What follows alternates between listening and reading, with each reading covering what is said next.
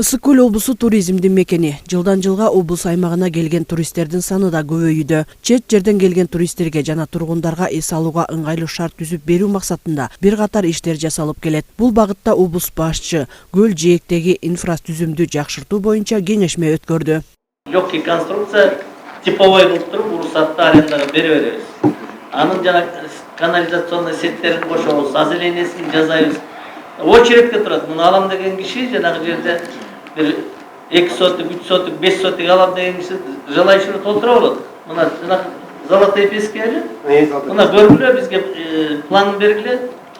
Биз өзүбүз куралы деп атат. Орусия өлкөсүнүн Сочи шаары туризм жаатында өнүккөн шаарлардын катарында. Жакынкы арада бул шаардын архитектуралык өзгөчөлүктөрү, туристтер үчүн жасалган шарттары менен таанышуу максатында атайын облустан өкүлдөр иш сапарга барып келишкен.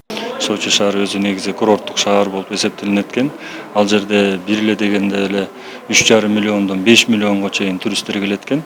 Ал жерден көп бизге ала турган көп архитектуралык элементтер, архитектуралык шаар куруу, архитектуралык градообразующий деп коет. Ошол көп элементтер бар экен. Ошолордон биз үлгү алышыбыз керек экен. Жыйындын жүрүшүндө көл жээгиндеги инфратүзүмдү жакшыртуу боюнча сунуш пикирлер айтылып, алдыда жасалуучу долбоор туурасында кеңири маалыматтар берилди. Бүгүндө биз башталып аткан концепцияда 30дан ашык спорттун түрү менен машыккандар заниматься этишет.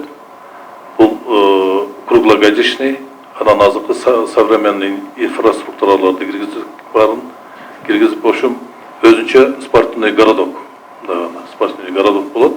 Бул долбоордун ишке ашуусу облустун туристтик потенциалын өнүктүрүүгө түрткү болуп, тургундар жана эс алуучулар үчүн ыңгайлуу шарттар түзүлөрүн облус башчысы Эмилбек Абдыкадыров белгиледи.